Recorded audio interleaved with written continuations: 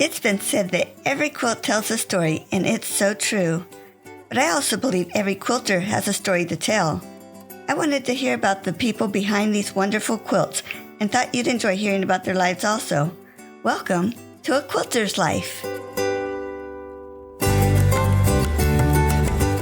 I am so thankful to Mel Shields for introducing me to Erika Pinkley.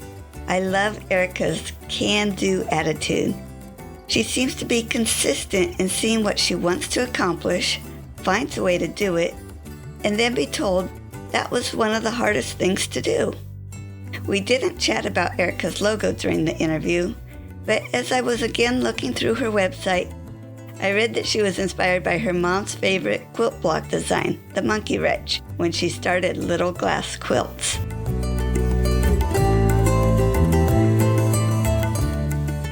Erika, thank you so much for joining us on A Quilter's Life. You are most welcome. This is a lot of fun to talk to like-minded people, so I'm excited to do this. Yeah, thank you so much.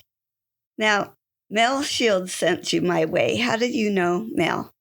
I know her through Facebook. I started getting on Facebook 3 years ago, and I have a lot of my followers that still follow me from back in the day. And I want to say she's pretty close to being one of my originals, one of my OPs. And honest to goodness, until we started this whole interview process, I never knew her name. But she's always just been very loyal and following and liking and sharing and commenting. And she reached out to me in a private message and said, hey, there's this interview thing that I think you would be just a perfect fit for it. And people would love to hear your story. And she kind of pre-screened you and told me a little bit about you. And she's like, Paula really wants to do this with you. I'm like, well, all right, bring it. Great. Let's jump back to your story. Tell me where you were born and raised. San Antonio, Texas. Born and raised. And for my previous marriage, we lived down in Brownsville, Texas for about 5 years. I came back to San Antonio, and then I moved up to Wichita Falls for a couple of years. Met my new husband. We lived in Missouri for 6 very cold years, and then finally came back home to San Antonio. So this is always home to me. Some way, somehow, every time I leave, I come back. You won't realize how excited I was when you mentioned Brownsville. My grandparents met in Brownsville. No. Yeah. Small world. It is. You know what the funny thing too, speaking of small world, I knew that my parents got married at the Justice of the Peace because it was both of their second marriages. And when I moved up to Wichita Falls, I met my then boyfriend, now husband, and we got married at the Justice of the Peace. This is what's going to blow your mind. We got married in the same building as my parents did. I had no clue where my parents were, but it was literally in the same building in a little tiny town at the border of Texas and Oklahoma. What are the odds? Yeah. It wasn't likely, especially with you living in San Antonio so much. Yep. It's amazing. Small world. Can you share a special childhood memory? My parents were Air Force. And interestingly enough, one of my memories, my dad was in part of the audiovisual department at Randolph Air Force Base. So he worked in the art departments. And he'd been there forever, for a long time. And he got to know the Blue Angels, the pilots, got to know them real well. And every year when the air shows would come in, my dad was head of the campaign that did the media and the marketing for it at that time. So he did the posters, and then he did the flyers and the handouts and all this stuff on base. And I remember one year when the Blue Angels came in, I don't know how it happened, but my dad was able to get me to go into the hangar, and I got to go up in the ladders and peep into the cockpits of one of the things. And that's just like always stuck with me because I probably was like 9 or 10. And I remember I saw nothing but circles and dials. It was just the coolest thing. It was just one little day, one little afternoon. And my dad had a collection of posters where the Angels would sign it with his name because he got to know them on a first name basis because they worked together for years.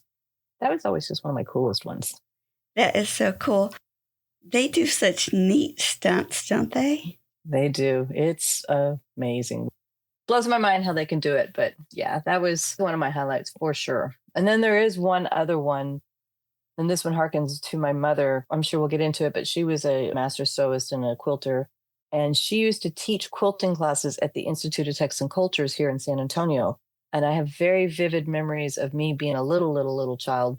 And she would take me to their lecture rooms where she would teach her classes, and they were always quilt based. And I would sit in the back. I can see the room. I can see my table. And She would always give me a stack of coloring books and a box of crayons, and I would just sit in the back coloring while she's doing her quilting lections for the class. How fun. Other than quilting or working on your stained glass, did you have other employment?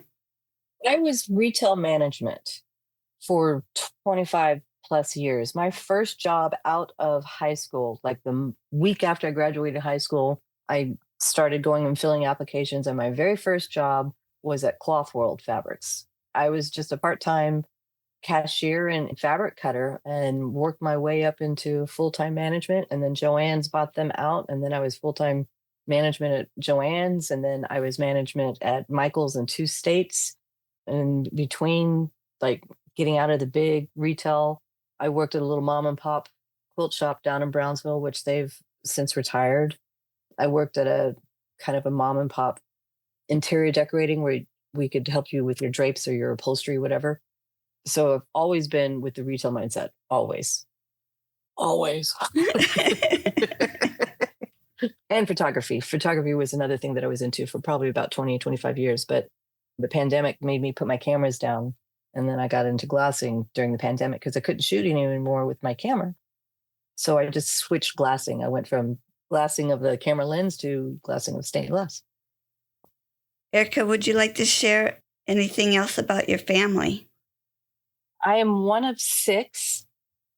We're a pretty big family, and I don't know how it all happened, but they all scattered to the winds and then it all came back, and all of us are back here in the city together. So that's a really cool thing. And none of us could be any more different if we tried. One was a hairstylist, one joined the service, one was an accounting major, one of them was a still current lifelong hippie, and I'm the artist of the group. Like, we're all so different. It's pretty neat, though, that we're all back in the same city. So I enjoy that a lot. Wow. That's such a blessing because not everybody gets to be close to their siblings. Absolutely. We don't see each other all the time because, quite honestly, we still bicker like siblings because we are so different. But, at least we all know we're a phone call or a 10-minute drive away. We still see each other for the important things. And if we don't see each other, we can still text and talk and keep us updated on what's going on in the city. So it is neat that we're all here together, for sure. Uh-huh. Well, thinking of great-great-grandchildren or just the generations to come, how do you think people will look back on your life and what will they think of you? I think they would look at it as I was trying to wrangle a tornado constantly. I'm one of those ones that has 15 plates up in the air at the same time. My nickname among my friends and family has been, for as long as I can remember, I am the caffeinated squirrel. I am the go, go, go, go, go kind of person. So I think when people look back at me, they would get tired and exhausted just reading my biography, but I enjoy it. I enjoy the controlled chaos of it. I get bored sitting and not doing something. So yeah, I think they'd all look at me and go, holy snot, how'd she do all that at the same time? Because I'm looking at myself today asking that, but here we are. And then what message would you like to give them? I would like to give my future generations the message of just do it. Just try it. If you fail, so what? Go on to the next thing. You never know if you're going to succeed if you don't at least frickin' try the dang thing. It's that old saying, how does it go? You miss the target every time you don't pull the arrow back or something along those lines. Like, I want them to try and experience as much as they can. And it's the way I raised my children growing up. Of one year, they wanted to try soccer. Great. They decided they didn't want to soccer and they wanted to go into football. Okay, and I never got mad at them for changing their course direction. I always encourage them to try as much as you can, even if it intrigues you just a little bit, because you never know what you're going to enjoy until you try it. So I hope that they always do that. And even if it's terrifying, they still have to try it. Just the same with the dinner plate and what I put in front of them. Just freaking try it. One bite, just one bite. Just one bite. So take just one course, just do one seminar, just go to one vacation trip. Just try everything. Enjoy life as much as you can. And if you try something for a day, a month, a year, a decade, and you decide you want to change your course, then change your course. Yeah, I hope they keep that with them. Now, we'll be talking about the stained glass and your quilting in a little bit here. But besides those two things, are there other crafts that you have done? I am a sewist. I started sitting at a sewing machine making garments, making dresses for myself and clothing for myself.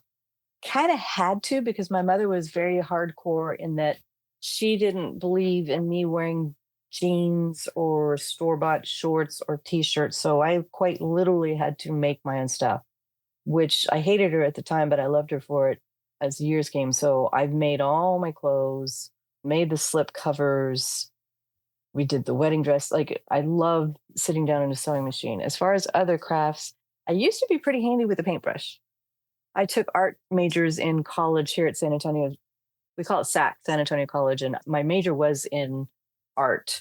It was mostly in computer graphics art. I wanted to be the guys that did Finding Nemo and Toy Story. But at that time, when I was going to school, there wasn't a place here in San Antonio that you could complete that degree because it was so new in its infancy. This is, you're talking about when The Abyss came out, the movie, and it was the first time that a movie won an Academy Award for computer graphics. That's how new it was. And at that time, I either had to go to California or New York to finish that art degree in computer graphics. And I just didn't want to leave Texas. Ended up leaving it a few times, but I always came back. So always been really good with computers, pretty decent with the paintbrush. My art classes did me well with that. And I'm not creative related, so to speak, but I love to cook. My mama taught me how to make everything from scratch. She was the type that would make the bread from scratch to make the cornbread stuffing for the turkey. And like nothing came out of a box, can, or a jar. So I feel creative when I'm in the kitchen. I have nothing in the freezer. I have no boxes. Like, we shop on a daily. And I don't live by a farmer's market. I wish I did. But that's my other creative outlet, is to play in the kitchen. Yeah. That's a neat way to look at it, because that way it does put it in the craft category. I tend to think of it as a hobby category. But are there other hobbies that you do? Well, I attempt gardening and I fail at it miserably. Running joke in my family is my mother, she had the green thumb and I have the black arm. But as far as crafting, I've tried to knit, I've tried to crochet, I've tried tatting. All three of them, I make a great knot, meaning I'm not very good at it. My mother taught me how to do embroidery, taught me how to do ribbon embroidery. I've made the wreaths, and of course, working at Clothworld and Joann's, I got to tip my toe in all those crafting aspects. The things that came home with me really just stayed focused around the sewing machine.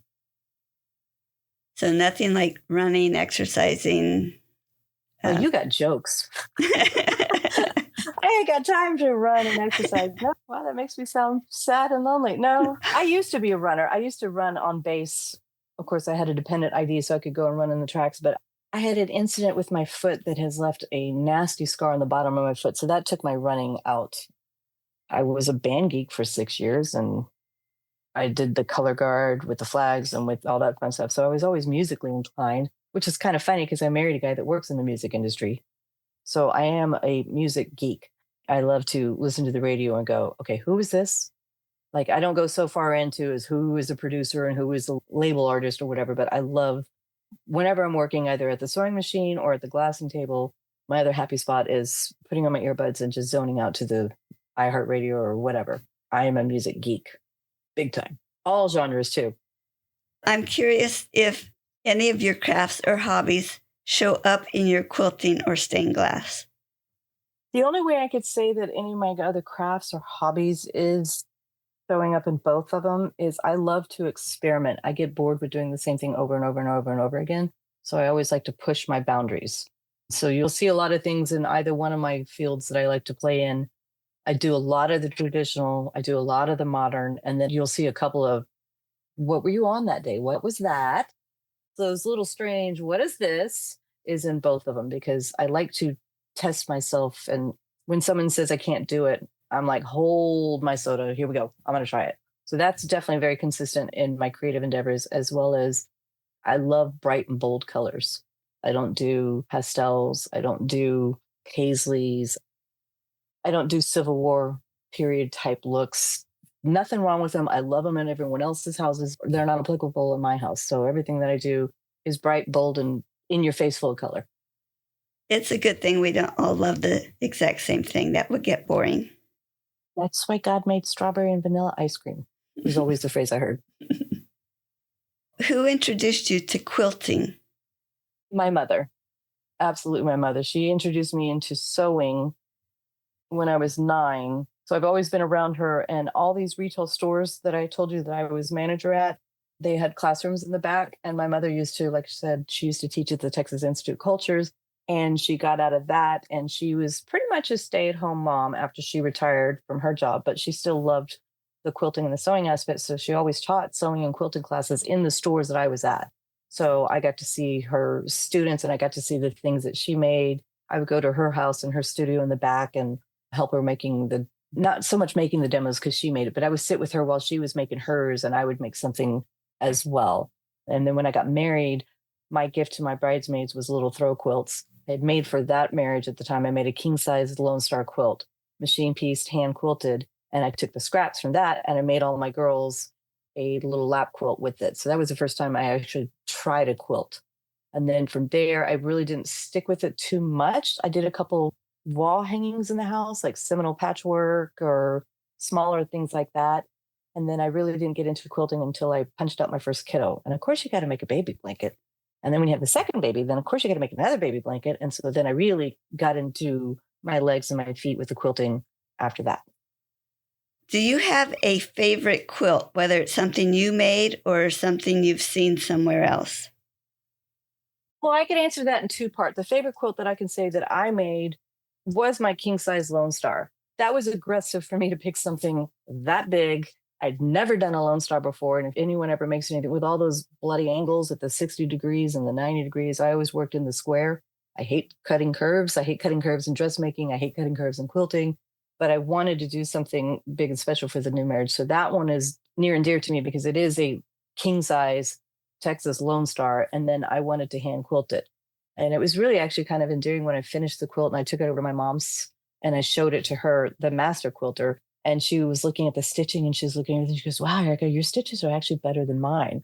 That knocked me off my feet. I was blown away because my mother was a master with a needle and thread in anything that she did. So that was a lot. So there is that quilt for me that means a lot to me. And then there's the other one that my mom, she was commissioned, but we worked on it. And it's the Air Force quilt that's at Wright-Patterson Air Force Base as a part of a permanent exhibit.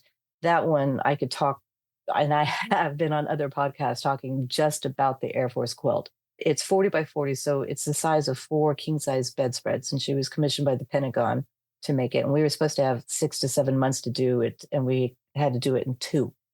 And it went to the Pentagon to get unveiled. After it went to the Pentagon, there were some problems with it. They spilled jet fuel on the back of it, so it got sent to the Smithsonian. There's people at the Smithsonian, they tried to do their best to clean the jet fuel off the back of it, sent it back to us and said, do you want to fix it, replace the parts that were damaged? It's only on the back, or you just want to send it back to us as is? And we said, y'all can keep it. We're tired of looking at this monstrosity. I don't want it. So then it went straight to the Wright-Patterson when they were doing a remodel at the Air Force Museum. They specifically were doing a remodel to make sure that they could accompany this 40 by 40 quilt.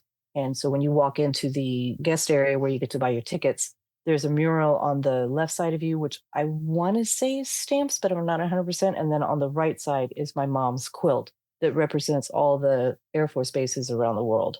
And it literally has our blood, sweat, and tears on it. So I'm very proud of that one. And that's in Ohio, correct? Correct. It's at the gates of the Wright-Patterson Air Force Base. It's in Dayton, Ohio. Okay. I'm in Ohio, so that's why I was double checking it. Have you been? Probably before your quilt was there. It's been there like 25 years? Yeah, it was before that. Oh, okay. Yeah. I just got to go see the quilt again for the first time after 25 years with my husband. We got to see it last year. I hadn't laid eyes on it in that long. So I know it's been at Wright-Pat for that time. I want to say they're doing another expansion or something like that. So I've been trying to get a hold of the museum curator there and see if I can sit down with a little chair next to my mom's quilt and talk about it. Because I can talk about it all day long with people because I'm insanely proud of what she did and how we helped her accomplish it. It's truly an amazing quilt with an amazing story. So if you ever get a chance to go to Dayton, Ohio. That is a neat place to go to. While working on your quilts, do you have a tool that when you use it, you're like, oh, I am so happy I have this and don't have to do it some other way? For me, my favorite tool is the hand quilting part. I machine piece everything. And then about 50-50, I will either hand quilt it if it's something that's near and dear to me, or I will send it off to a long armor, or if it's just in a pile of UFOs that need to get finished. But when I go to hand quilting, there's this sewing gauge that I want to say comes from Dritz, and it's about 12 inches long, and it's clear acrylic, and it's a little cube. Just think of a straw, but a straw in a square format. And so it's just a 1/4 inch, and you can pick it up in any direction because it's 1/4 inch all the way around. I love that for when I'm doing my hand quilting because I can just butt that little cube right up to the seam and get my perfect little 1/4 inch seam allowance with the pencil, and then I can hand quilt on that. I will tear apart the house if I cannot find that when I'm ready to sit down and hand quilt something because it's a lifesaver. Just a perfect little 1/4 inch seam. So you use a pencil too. To mark on my fabric, yes. I got burned too many times with the semi-permanent or wash away fabric markers and fabric pens. There's just been too many times that it never came out. Again, I've been sewing for a long time and people swear, oh, they always come out. And I have so many projects that still have that little bluish, purplish haze. So yeah, I've just resorted to marking everything in pencil. It's either yellow or white. Oh, a white pencil. I was thinking of a number 2 pencil. Oh no, a quilting pencil, a Dritz fabric pencil. Oh, okay.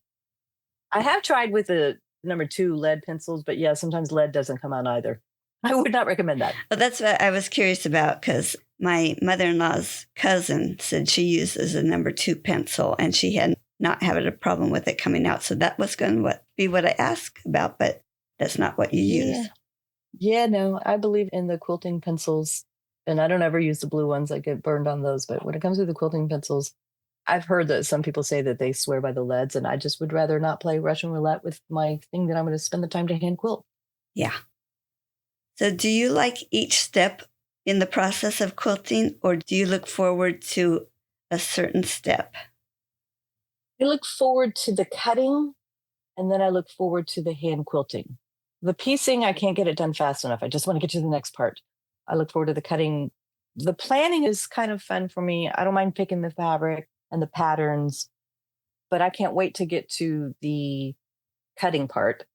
And then once I'm done with the cutting part, I can't wait to get over with the finishing of the top because then I know I can get to the hand quilting. So it's definitely the cutting and the hand quilting. I'm wondering, with your hand quilting, do you use pin-based? Do you use thread-based? How do you baste? I based, yes. I used to do the safety pin basting, like I actually had the curved safety pins and I have the little quick pin tool so that you could quickly do it. But I don't like having to fight with the safety pins when you're putting it in the frame and you're moving it around as you're quilting and getting that pin stuck in the frame. I just don't like the bulkiness of it. So I resorted to thread basting. I'll lay everything down on the floor. And if I have to, I will go into the driveway and I will lay out the whole thing. And I have done it multiple times, going to the driveway because it's the biggest place I have, and thread based the whole thing. Wow. Tell about your worst quilting experience. Hands down, my worst quilting experience is actually, ironically, sadly, based on my favorite experience, which harkens back to that Lone Star quilt, the king size bedspread. Because at that time I was working at Cloth World and I had my color realm in my head. I was looking for a specific set of colorways and I was going through the quilting fabrics. And at that time they were like $4 or $5 a yard, which we felt was extortion at that time. And there was one colorway that I just couldn't match it to get the whole story to work. And I tried finding all the different fabrics to get this storyline to work. And there was one color that was just throwing me off. So I went to the cheaper section of the economy quilting fabrics, and they were $1.99 a fabric or 99 cents a fabric versus the expensive $5.99 fabric, right? And even then I was like cringing at the $4.99 fabric. So anyways, I went to the cheaper one and it just fit. And I kept trying to tell myself, I know better, but I went ahead and did it anyways. Quilted it all, hand quilted it, lived on my bed for years, probably about 4 or 5 years into it, because I believe in living with the quilts that you make. I'm not one of those make it and put it in a box and let it suffocate for the rest of its eternity. I believe in using it and spilling coffee on the edge of it and getting that stain. But 5 years into it, give or take, just with the, throwing it in the washing machine, throwing it in the dryer and living with it and loving it, that cheap fabric started to wear out. And everywhere, all the way around in the Lone Star where that cheap $1.99 print is, it's starting to deteriorate so much so that I took it out of the washer and I could see the batting from those fabrics. And I was like, it took me probably 10 months to hand quilt it. And that was my hard, fast, strong lesson for life. Don't ever squander on buying quality fabrics, because it takes you just as long to make something with cheap fabric as it does to make something with quality fabric, but it's not going to last you as long. And that is my permanent reminder. And so it was for my previous marriage, so I wouldn't have it on my bed here anyways, but I still couldn't ever want to pull it out and use it or look at it anymore and just lay it out, because you can literally see 100% quilting cotton where every one of those diamonds were. Broke my heart. Mm. It's a hard lesson to learn. Very hard, very painful.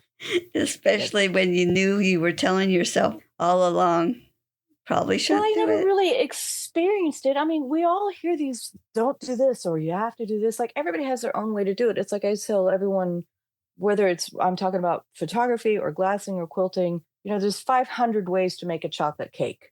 There's nothing to say that each person is wrong or each person is right. We all have our different ways, and we all have our tips. Some people swear by using spray starch. Other people swear that it ruins the spray. So it was just one of those rules. So I thought, how bad can it be? It's just going to be one print.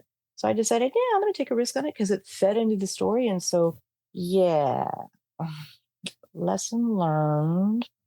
And it does suck that I was talking myself out of it and I should have listened. So I will die on that hill when I talk to someone that's getting into sewing or quilting. Don't buy the cheap stuff. Now, my understanding is, even though you're making stained glass a lot more, but you're still making quilts here and there. Oh, absolutely. Okay, so what draws you to continue making quilts when you can spend your time on anything else?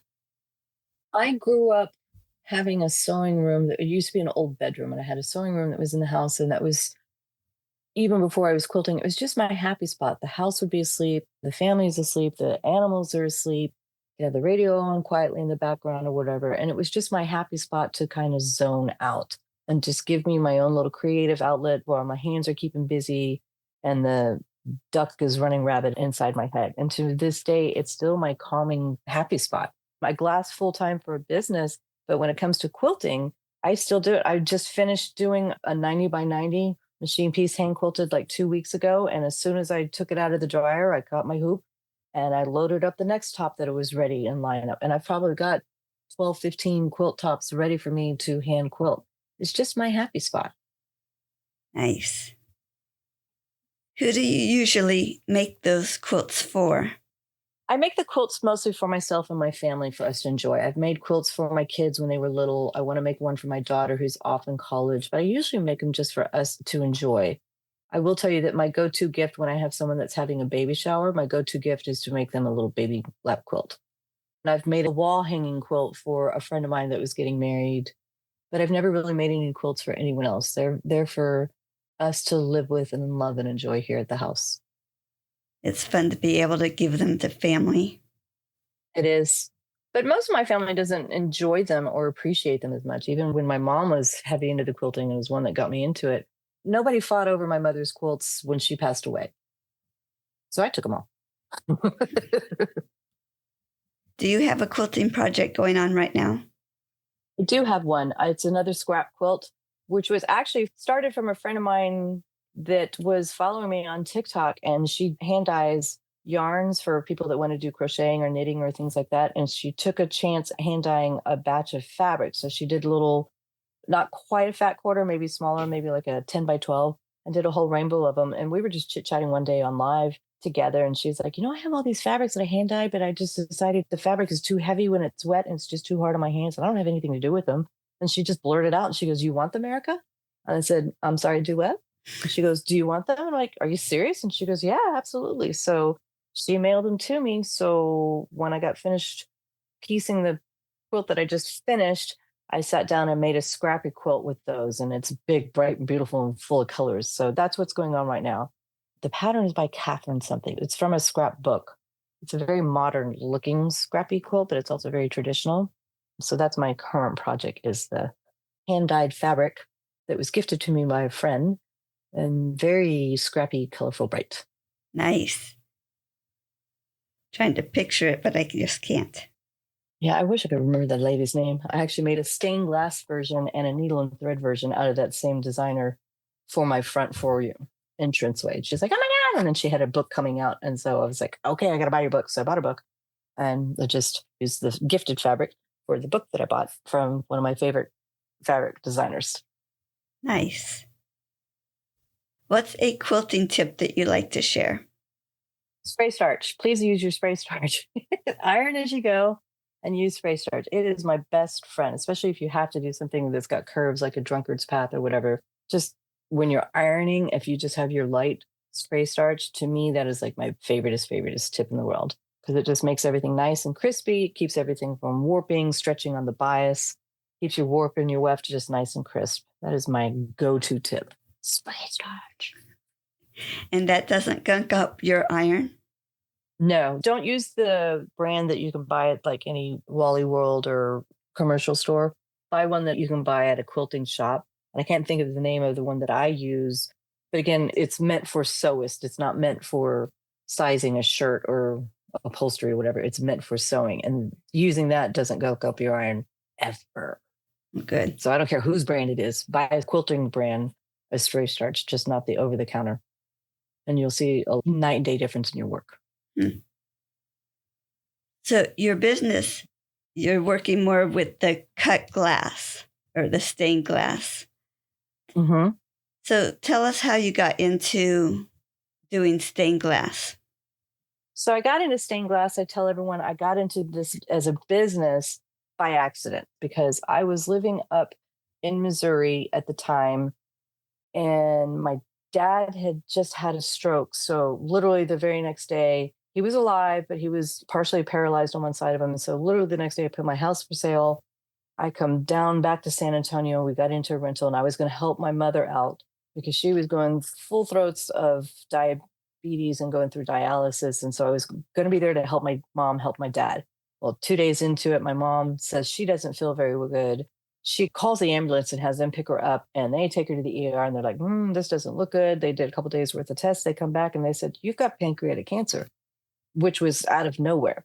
And unfortunately, she passed away 11 days later, like no warning, it hit her lightning fast. So I'm always thankful that I came down, but I came down to help my dad, ended up helping my dad in more ways than I planned. But right away, my dad was very adamant that he wanted me to get all of her stuff out of the house because my mother, God love her, but she was into everything. She was into the sewing and the crocheting and the tatting and the needlepoint and the beadwork. And she wouldn't buy just 2 of something. She'd buy 200 of something or 20 of this or 10 of that. So she had a lot of things to go through. So this all happened right at the time of the pandemic, like right at the beginning of the pandemic.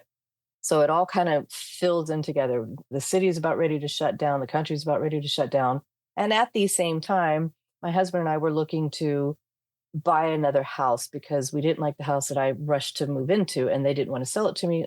That's fine. So we're looking to buy a house, whether one already built or one that we had to build ourselves. I'm still going through cleaning out my mom's stuff because my dad's like, get it out of the house. So we find a builder that we decide we're going to build. I have the blueprints, I have the measurements and everything. I'm going back to my mom's house and I'm cleaning out all of her stuff. And I finally got through all of her stuff and got to the layer of things where I found her old quilting plans and I found her old lesson plans. So when she used to teach her beginner quilting class, she always favored teaching wall hanging size sample quilts because it kind of gets your little foot wet in each little thing. It was an easy thing. So I found her lesson plans for this sampler quilt block.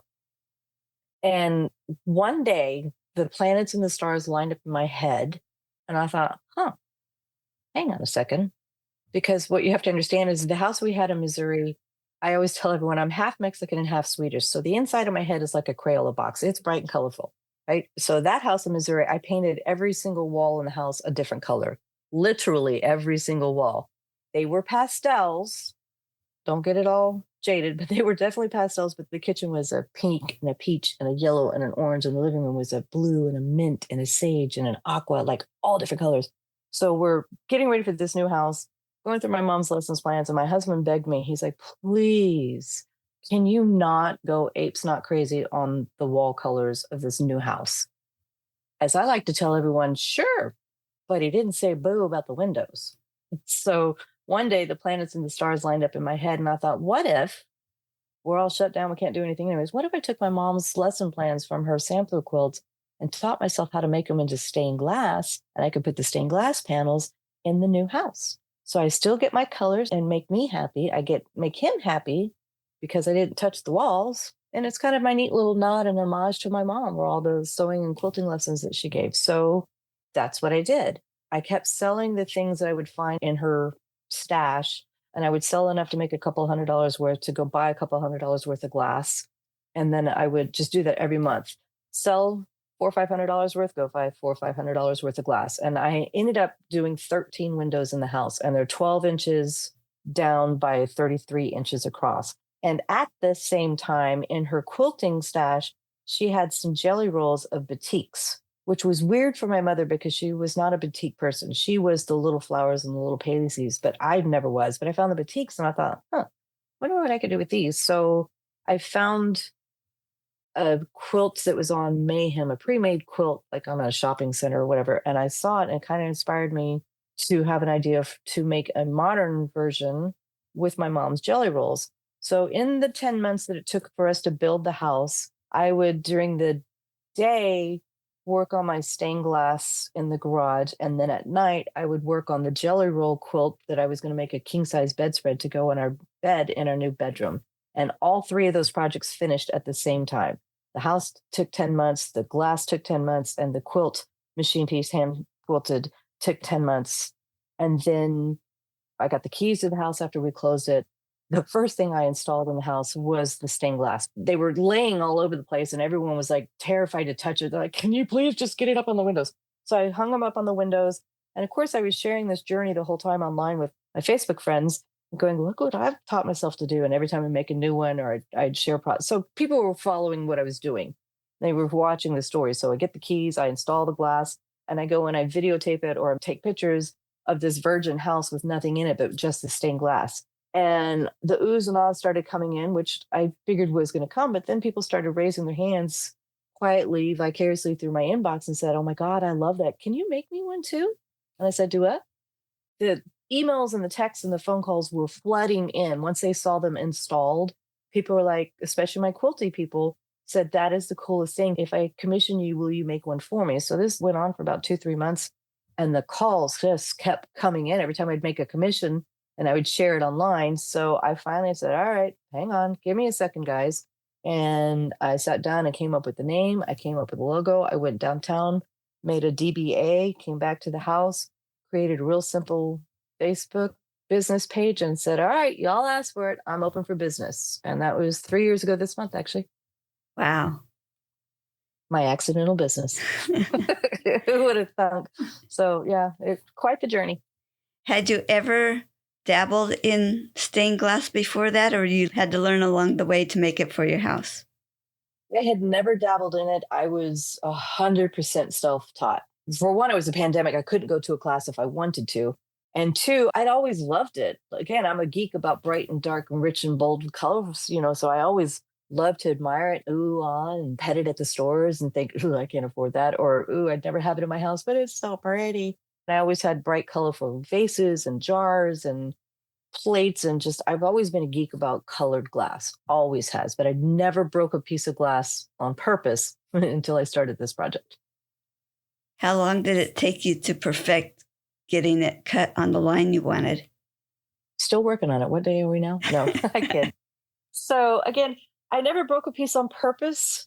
So I bought a starting thing. And for me, which I didn't know this until afterwards, and everyone starts raising their hands when I started talking to people in the glassing communities, they all said, you really started with a 3D project? Because it was a candle holder. And I said, well, yeah, I made 4 of them. I made one very simple. They're not quilterly per se, but they're all straight line cuts, modern kind of looking. And they're just little 3x3 cubes for you to put a candle holder in it. So I made 4 of them. And after I got to the 4th one, I said, okay, I'm ready to do the big ones, the big 12x33s. And I literally just feet first, just dove right in and just taught myself as I went. Especially because at that time I was just making it for me, myself, and I. So if I messed up or did something wrong or whatever, it didn't matter. So I will tell you, my first couple of commissions scared the snot out of me, but I had already made A lot, because each of my windows, I call them triptychs, each one of the 12 by 33s is 3 quilt block designs. So I'd already made several quilt block designs in glass. I was pretty good at it. I only made 4 little pieces before I said, all right, let's do it. Full Monty. I'm not crazy. I was curious as I was looking at your website. I saw the candle holders that were the cube, but then you had some candle holders that look like one piece of glass. Do you form the glass? Do you do that kind of work also? Yeah, that's called kiln working. You're melting the glass instead of doing the copper foil. Kiln form glass, we call it draping, or you can call it slumping. When I first started my stained glass as a business, I knew that I was going to eventually buy a kiln because I wanted to be able to mimic the look of calico fabric on glass. Because that's what we love about quilting. We like getting this print, cutting up into million pieces and putting it back and see the magic of the dance of the print. So I wanted to mimic that in stained glass. And the only way I can do it is to kiln fire specific paint onto the glass so it's as permanent as the actual glass. So I bought the kiln for that, thinking that that's all I was ever going to use it for. But again, I get bored real easily and I want to play. So then I started doing fusing, and then I started doing bigger fusing, and then I started doing what we call slumping and draping. So the candle holders that you're talking about, they're draped onto a cylinder mold that basically think of when you go to a restaurant and you see the bartender mixing the cocktails and they got that stainless steel tumbler. That's what it's draped on. You get a square piece of glass, you do a couple things to it to get your design on it, and you stick it in the kiln at a specific temperature on the middle, balanced on the top of that bartender shaker, and then it will drape down over it. Oh, cool. I don't know if you're familiar with Fenton glass. They have closed now, but they were sold all over the world, and they're just across the Ohio River from us. Of course they close, now that I'm in it. No. Well, they used to give tours, so it was always interesting to see them working with the glass, but creating the shapes. So that's why I was wondering how much of that you did. I'm just now stretching my legs with the kiln. I never, ever wanted to do anything but painting. I had my feet on the ground and said, I'm only going to use the kiln for painting glass. Yeah, that didn't last more than a year. But you didn't have to go out and buy something new. You had it. This is true. And it did cost me a pretty penny. So I needed to make good on that investment. And share the name of your company and how you decided to come up with that name. So it's called Little Glass Quilts. It's kind of twofold because I did struggle with it. I had other versions of it, but I wanted the name to be descriptive. I wanted it to be 3 words or less. And then I always liked the book from like the mid 80s, and it was called Little Quilts Throughout the House. And I just had that word little stuck in my head because that's what I'm making. I'm making quilts out of glass that are little.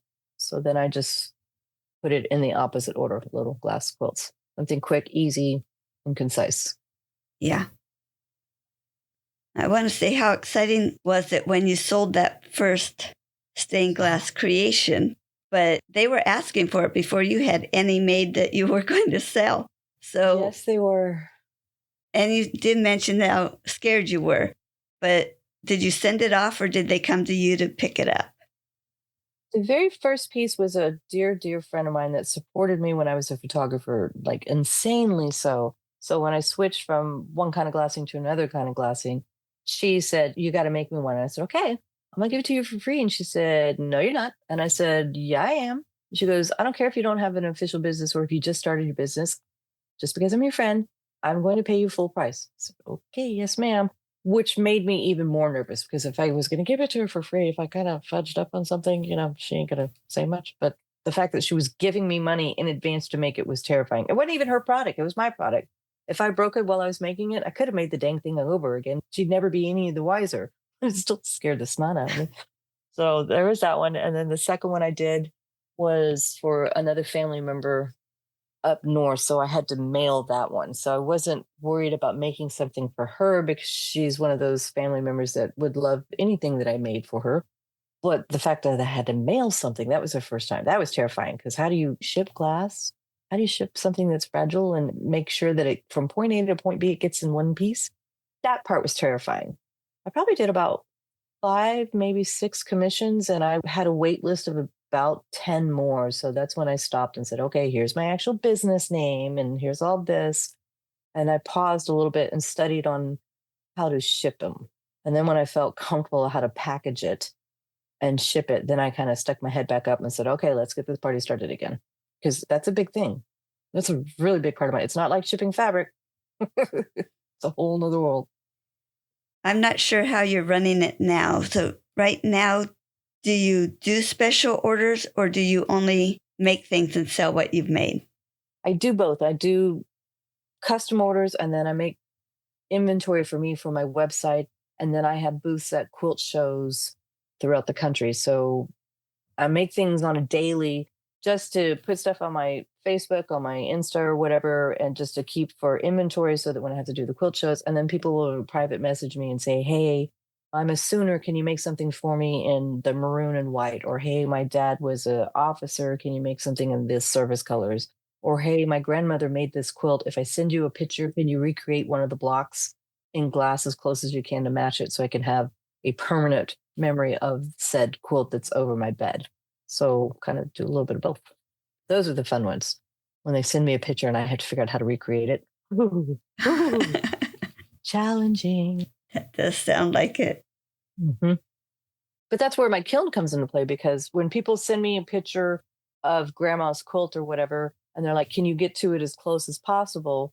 Not only can I get as close as possible to matching the color of the fabric, but since I have my kiln now, I can zoom it up and I can go take my glass and take my kiln fired paint on the glass, fire it in. So now it really looks like grandma's quilt, not just in the design, whether it's a log cabin or whatever, and not just in the colors, but now I've taken it the extra step and I've mimicked the print on the fabric as much as I can in the glass block as well. Wow. Whole nother level of awesome. Such detail. I'm a little extra if you haven't noticed. But, I feel like it's worth it, especially if someone's going to send me a message and they just say, hey, I'm from the state of Texas, and can you make something in red, white, and blue for Texas? It's one thing. But when someone says, hey, here's grandma's quilt, can you remake it? I feel like when you're doing an homage to something that's very specific and near and dear to you, I think that those are worthy of the extra details. Definitely. Also on your website, I noticed some jewelry. Do you do very much of that? I actually do a lot of the jewelry. They sell really well when I do the quilt shows. I call them tire kickers, because a lot of people, when they go to a show or a fair or whatever, they're not expecting to spend $300-400 on a big stained glass that they weren't expecting. But I like to say I have tire kickers. I have the smaller price items. You can buy the ornaments, you can buy the pot stickers, the little stakes that you stick in your pots, or you can do the jewelry. And once I figured out that I could make something that small in glass, then I just kind of ran with it, because it's just like anything else. It's like sewing. There's a big difference for making a shirt for an adult versus making a shirt for a child versus making a shirt for a Barbie doll. The smaller that it is does not imply easier or quicker. And it's no different in glassing, because I can make a pinwheel in fabric in a 6x6 easy. I can make a pinwheel in glassing in a 4x4 easy. To make a pinwheel in a 1x1, not so easy, because you're literally dealing with a 1/2 inch square, cutting that into a HST. So I played with it a lot before I felt comfortable enough to stick it on my website and say, you can make these, because smaller does not imply easier. But once I learned it, I ran with it, and they do really well. People love the earrings, or people like the necklaces. I do the hairpins and the bobby pins if people don't wear jewelry on the neck. I started with my fusing journey of my glassing with the kiln, of making the jewelry. I started really, really small because I am that idiot. And then I started getting bigger, and then I started making coasters, and then I started making little bowls and little plates. So I started at the hardest part first, like I do with everything else. And that's why we don't listen to people that say that's going to be hard. You just jump in and do it. Exactly. Just like I want to tell my children, don't ever let them tell you you can't, and don't ever let yourself say you won't. You just can do it. It was in my head. And I'm one of those type of people that if I get an idea in my head, I can't sleep until I've sorted it out.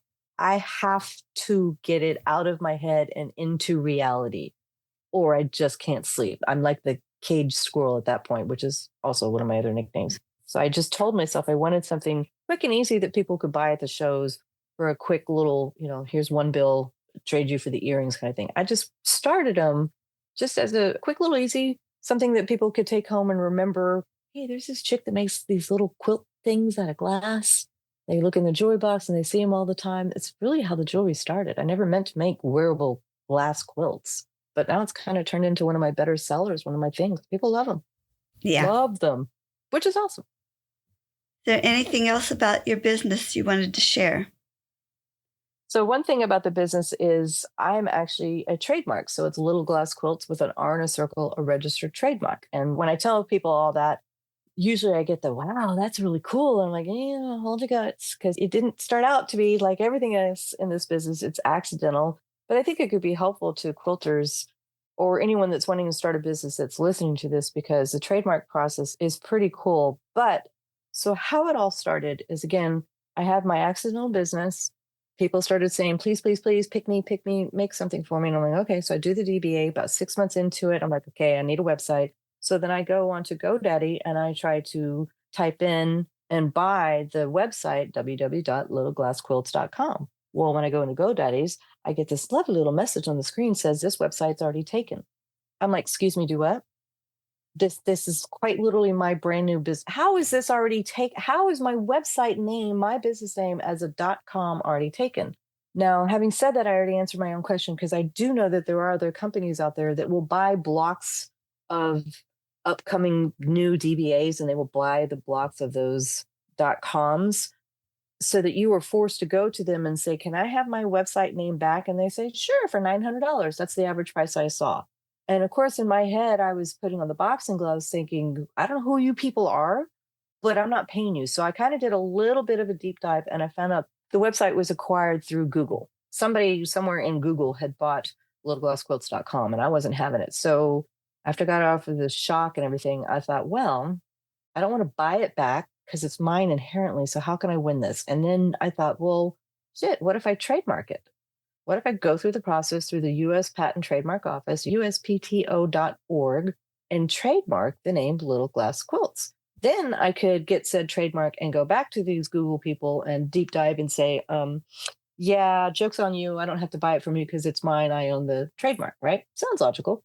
So you go to the uspto.org website to do a trademark. They have a bunch of videos that are the corniest thing you have ever seen, but unfortunately, they're highly informative. So I sat down through all the cringeworthy videos and read all the questionnaires, and there's a form in there that you can do a data search on anything in and around and adjacent to your industry and possible names that are already trademarked. So you have to do your own research. So I spent several days in theirs typing in big glass quilts, little glassing quilts, like anything that was adjacent into the business, so that there was no conflict of interest. So I did all that research, as I said, and then you go to apply for the application.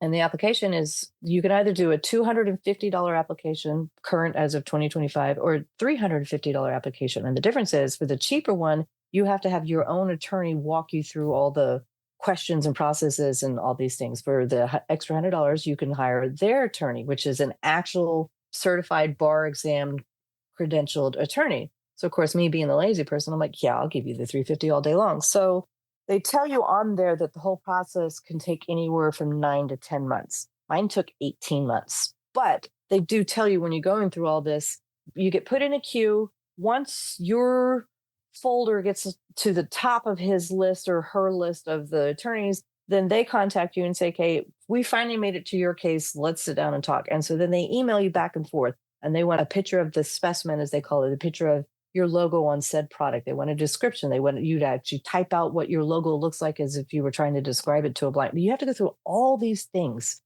And it's not unlike buying a house. And they tell you this specifically. It's not unlike buying a house in that when the attorney sends you an email, it behooves you to answer said email as fast as you can, because if you don't answer it quickly, they assume that you're not genuinely serious about wanting to do this. So I was just Barney Badfoot, answering everything right away. And it still took 18 months for us to finally get it.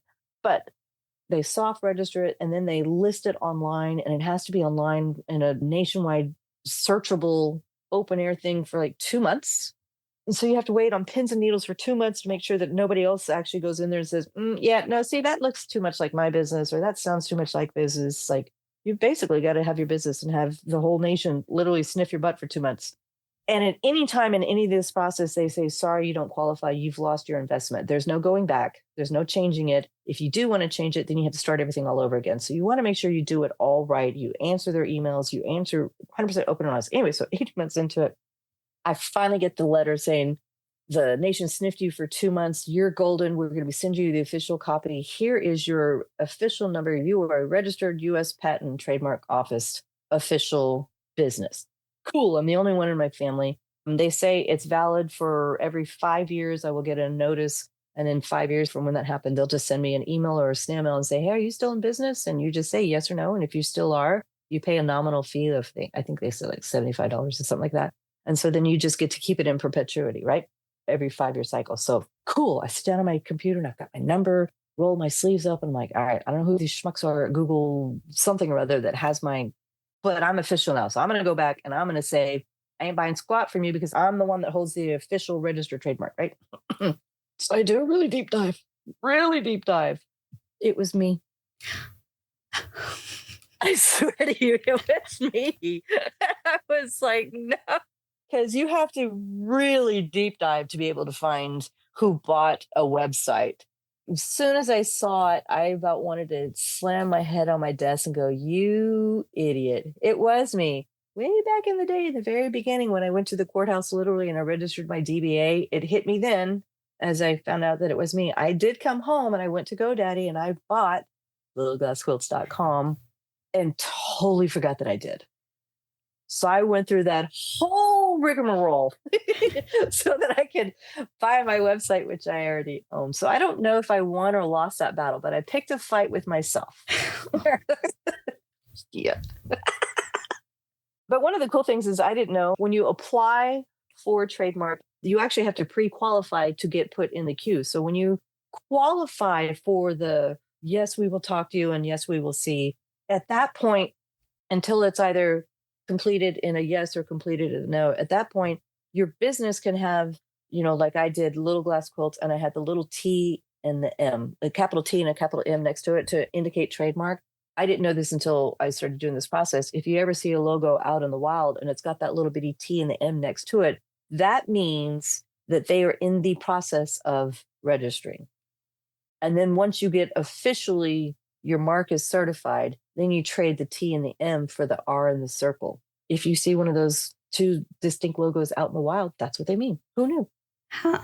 That's very interesting, but that is hilarious. You kept calling them a schmuck and it was yourself. You can't make this up. I did not tell my husband that for probably a year, maybe 2 years. And honest to goodness, the only reason he found out the story about the trademark snafu, because he knew I got it, because everyone knew, but he didn't know that everyone knew it was me until I was on a different live podcast with the Inappropriate Quilters. And I told that story in the live public for the first time ever. And of course, it's pre-recorded and they put it on the thing. And I sent my husband the link. I'm like, listen to this. I'm in another podcast. And he calls me, an hour later, or however long the podcast, because he listens to everybody and calls me back. He goes, did you really do that? Did you really pick a fight with yourself? And I'm like, yeah, but you love me, right? Yeah.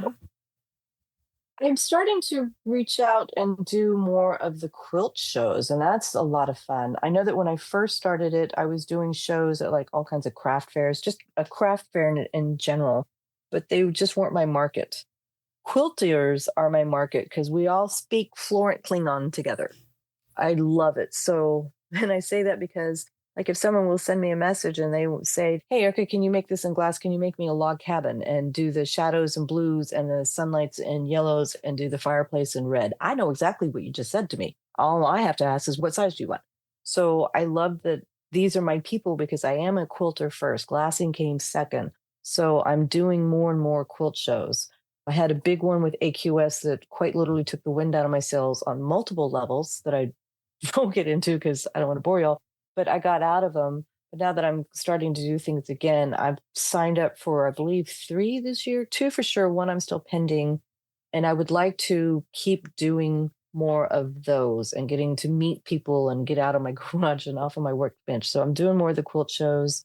I've been asked to do presentations at quilt guilds, and I like doing that. I like meeting my people face to face, so to say.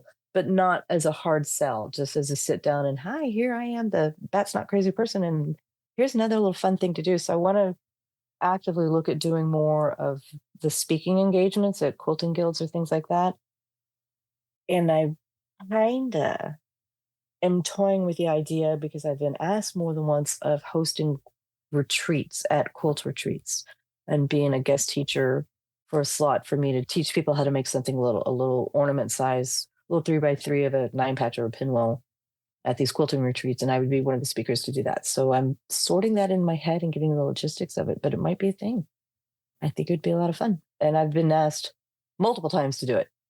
So it's one of those things, all right, shut up, stupid, and just figure it out. So that's where I'm at. I have no idea all the tools you need to make your stained glass That's the items. biggest part. Having the tools for these quilt retreats is the hardest part for me, because when you go to a quilt retreat, we all have our sewing machine. And some of us even bring our own favorite dang iron. I know the places you go to, they'll have an ironing station and they'll have the ironing boards provided for you. Everyone has their favorite machines.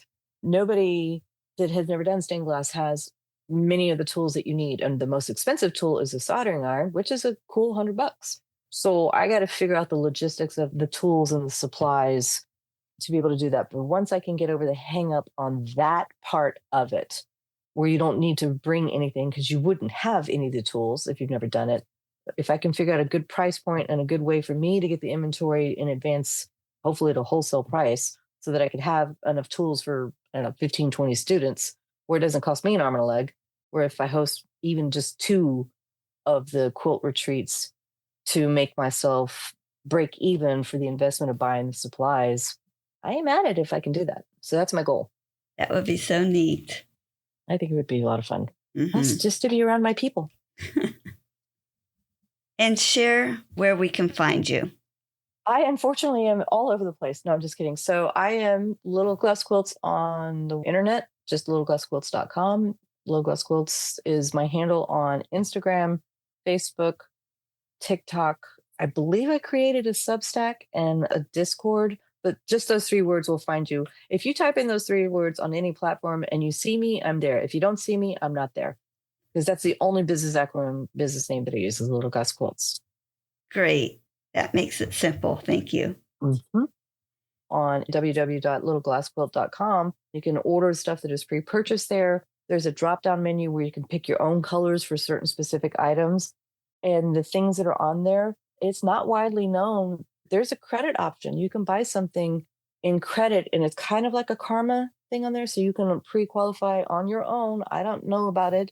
So if you see something that's a high dollar, or your shopping cart is a high dollar thing, there is a credit option on there. I don't want people to go into debt for me, but I know a lot of people, they understand how expensive things are. My quilting family understands that quality and something made by hand that takes a lot of time is expensive. So they don't ever balk at the fact that my glass is expensive, but it is still expensive.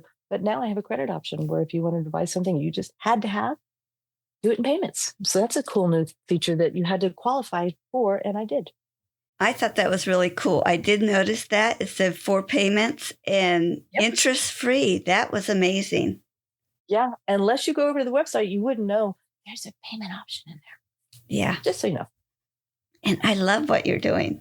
I really do. My husband and I were just talking about it not too long ago. I was like, but we don't want to invest in another hobby. What we have now is more than enough, and we want to keep going with those. I've been asked to be a guest speaker at a quilt show function probably 10 times by now. And I say it all the time. I personally will never, ever, ever, ever complain about the price of a yard of fabric ever again. Because when you're buying a $17 a yard fabric at the quilt shop and you want to cry, just remember that you're buying $17 of 36 inches by 44 inches. My glass is priced by the square foot. So when I pay $17, it's for 12 inches by 12 inches. I will never complain about the price of fabric ever again. And don't even start it on gold glass. The glass that's red or purple that it literally has 24 karat gold. Those start on average at $60 a square foot. Wow. Yeah, I will never complain. Y'all think quilting is expensive. Just come to the glassing side. Y'all ain't got shit on us. Even the long arm machines. Yeah. The long arm machines can start at about 10,000. I have a very small kiln, but the next kiln that I want to get that will house what I need it to be Those kilns started about 8 to 10,000. Wow. Same price point. The coffins, which is a kiln that's literally shaped the size and opens up as a coffin, so that's why it's its nickname. The coffin kilns started about 50, 60,000. So yeah, ain't nothing about what we do cheap either. And I also appreciated you had on their website how to take care of the glass once someone gets it. So that was very important. Thank you.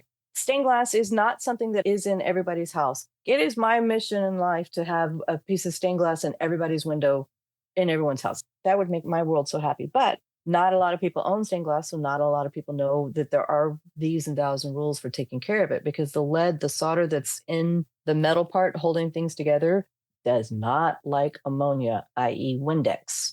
I have to be very exquisitely clear and tell people, do not use a Windex. Use some other non-ammonia cleaner. And a lot of glassers that sell their stuff maybe are not so proactive with telling people, but if you put ammonia on the metal, it will eventually corrode it. And I want this to last for generations, so that's why I do it. And it's on every hang tag that's on my merchandise when you buy it, whether I ship it to you or you buy it at the store. The hang tag on the front's got my logo and the price. On the back of it, it's got how many pieces is it. This is a 10 by 10 with 42 pieces. Here's the name of the block. And at the very top, it also has the care instructions on it, because it's very important to me that it lasts for you and for generations. Mm-hmm. Well, Erika, thank you so much for sharing your story here on A Quilter's Life. This was fun getting to know you. Thank you. This was a lot of fun. I enjoyed this. But again, I do like to talk a lot. So for anyone that listened to this all the way to the end, I'm sorry. No, we love it. Awesome. Bye-bye. Bye.